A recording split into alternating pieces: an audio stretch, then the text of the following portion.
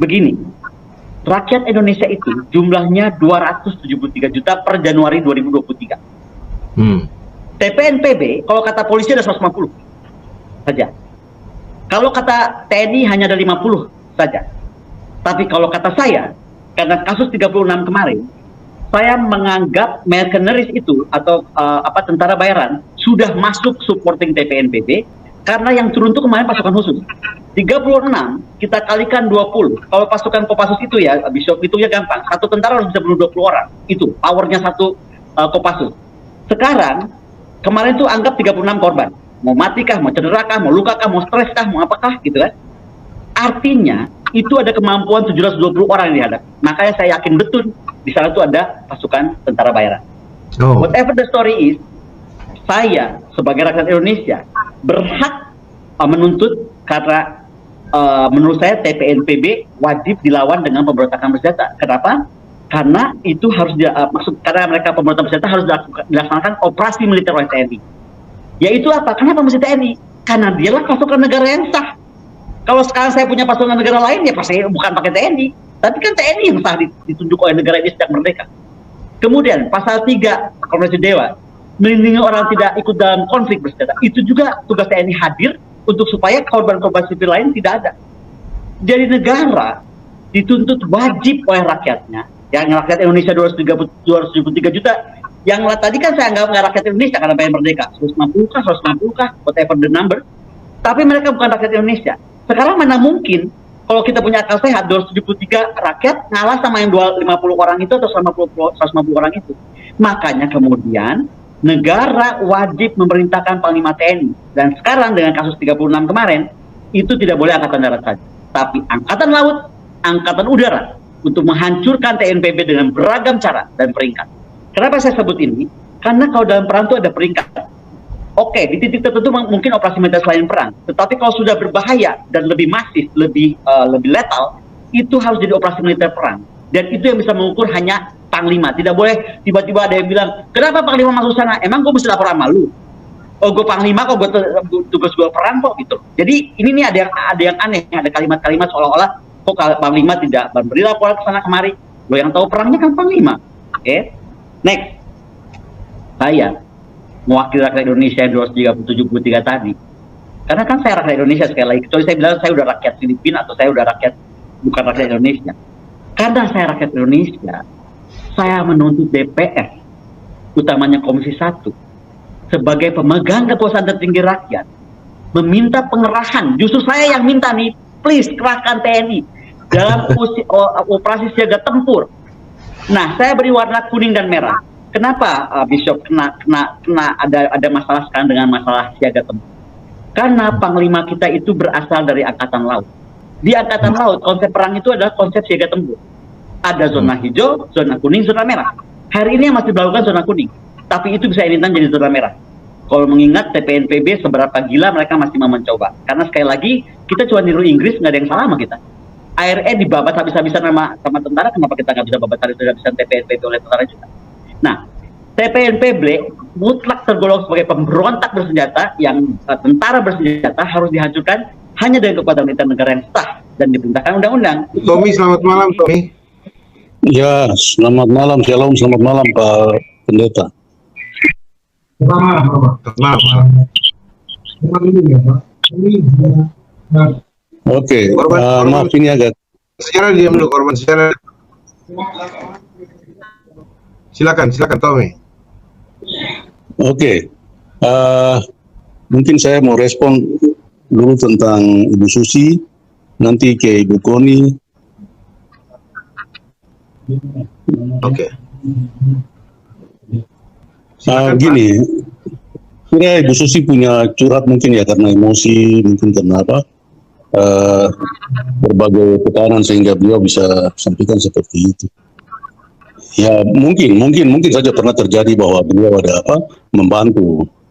Ya beliau memang membantu dalam arti begini, tempat yang tadinya mungkin tidak terjangkau mungkin beliau bisa membantu dengan pesawat, tapi saya kira tidak gratis itu, tidak mungkin gratis. Saya 2 kali ikut pesawat itu, Susi itu, dan itu bayar.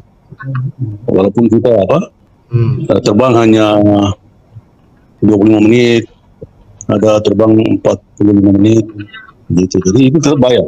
Tiket pesawat itu kita bayar.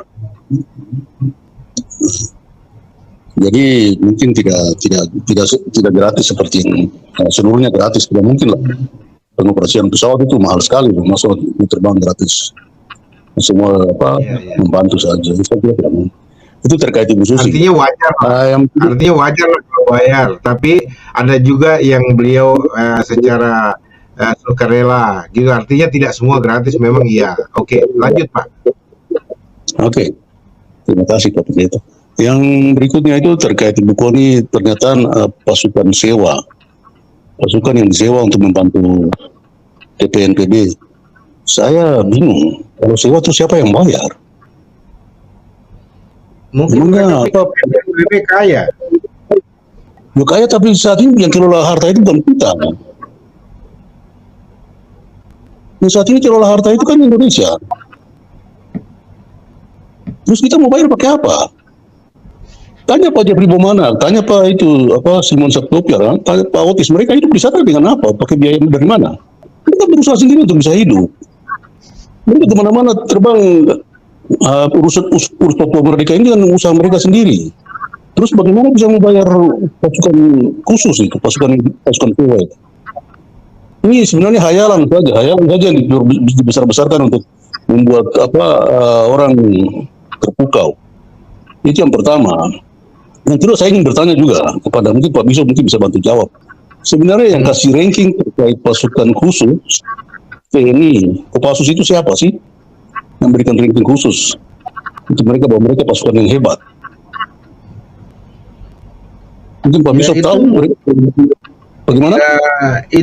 Itu mungkin semacam daftar survei seperti orang terkaya di Indonesia siapa, orang terkaya di dunia siapa. Mungkin ada majalah-majalah tertentu, majalah militer yang mengklasifikasi pasukan elit terhebat di dunia, salah satunya adalah Kopassus dan bahkan menduduki ranking 3 besar.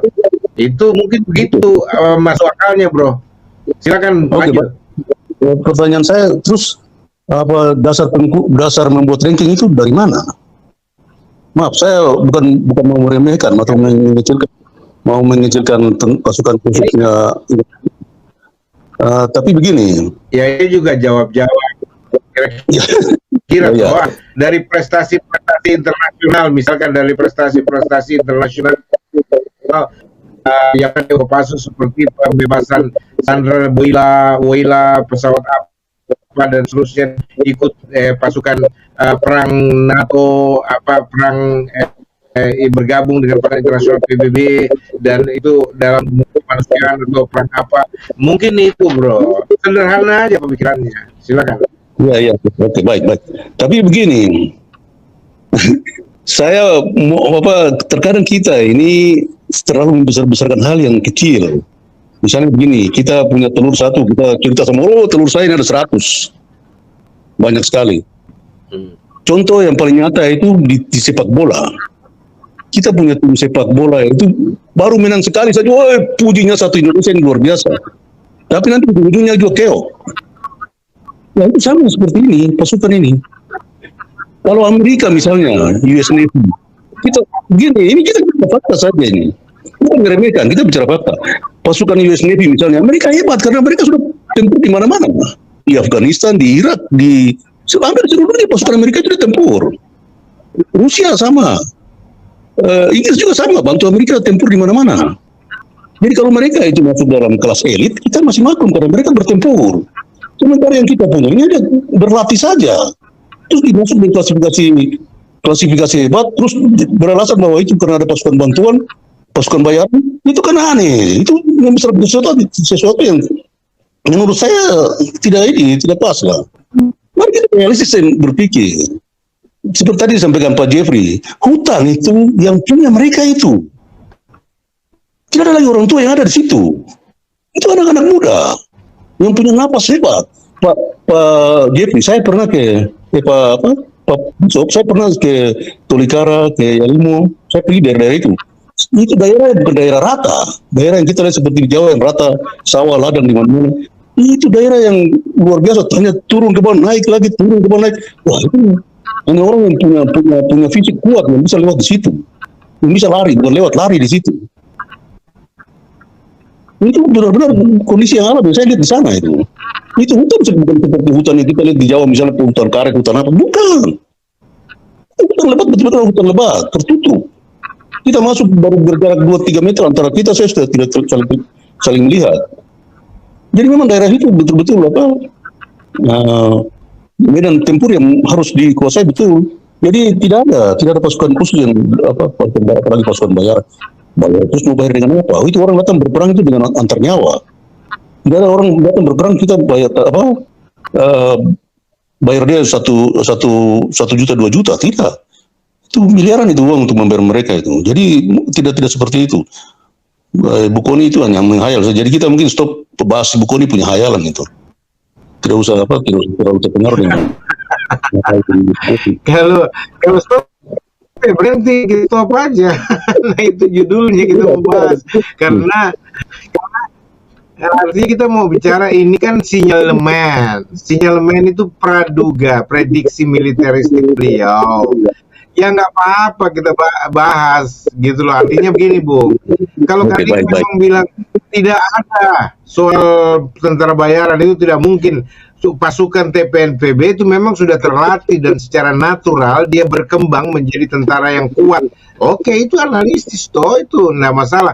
Supaya juga orang Indonesia dengar ini bahwa tidak seperti itu apa yang dikatakan oleh Ibu Kony.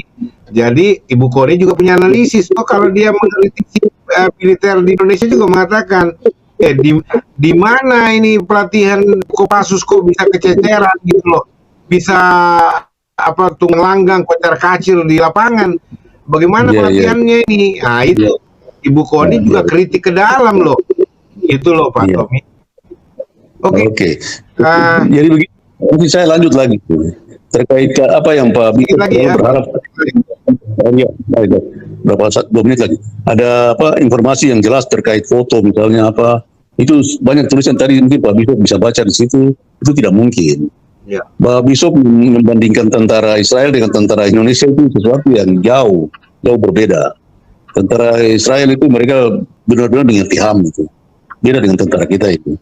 Jadi kalau orang mau berani ambil foto di LSM berani, itu sama saja dengan menyerahkan nyawa. Jadi saya pikir mungkin tidak akan bisa seperti itu. Mereka akan berani ambil foto atau memberikan informasi dan mereka tidak mungkin berbohong. Karena yang jadi korban itu mereka punya keluarga. Jadi saya pikir mereka tidak akan berbohong di situ. Saya kira itu saja Pak Bishop. Terima kasih. Selamat malam. Siap. Terima kasih Om Tommy.